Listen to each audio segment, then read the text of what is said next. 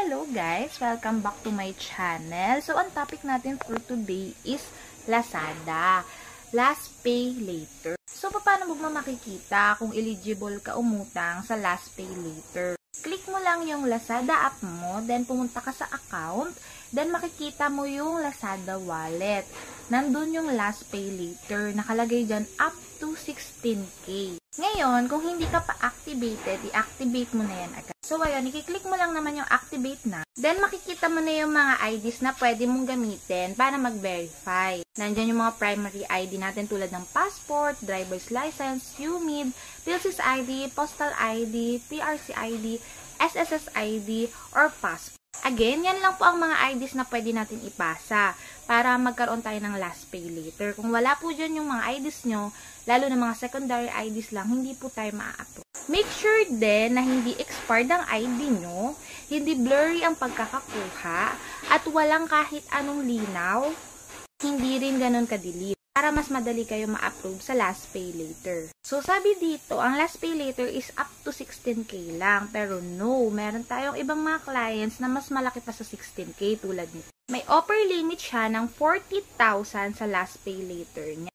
And alam mo ba, ang last pay later is pwede natin gawing cash, hindi lang siya for checkout. Ganda to para lalo na sa mga nangangailangan ng mga emergency fund. Mas kailangan nila ng cash, ng money, kaysa ipang checkout. So, paano mo nga ba mapapa-encash ang last pay later credit limit mo? I-message mo lamang ako sa aking Facebook account, Anjesly Pilierba.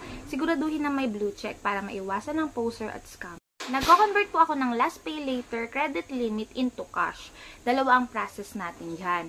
Either via pay bills or via check-out. Paano ba natin malalaman kung via pay bills ang process sa atin or via check-out ang kailangan nating daanan? Ang last pay later ay may tatlong provider. Si Atome, si Akulaku, at saka si CIMB. So, para malaman nyo kung anong provider nyo, punta lang kayo sa last pay later settings nyo. Makikita nyo ito. Ito makikita sa TNC. Ang mga uri ng last pay later na may provider na Atome, sila lamang po ang mga nakaka-pay bills. Meaning, pwede natin siyang idaan sa Meralco, sa internet, sa water, sa government, any bills na available once magpa-convert kayo. Ulitin ko po, Atome provider lang po ang pwede nating idaan sa pay bill. So, para naman sa Akulaku at CIMB, etong mga provider na to ang idadaan natin sa check-out. Hindi kasi sila nagagamit for pay bill. So, again po, in case may mga offer na kayo sa last pay later,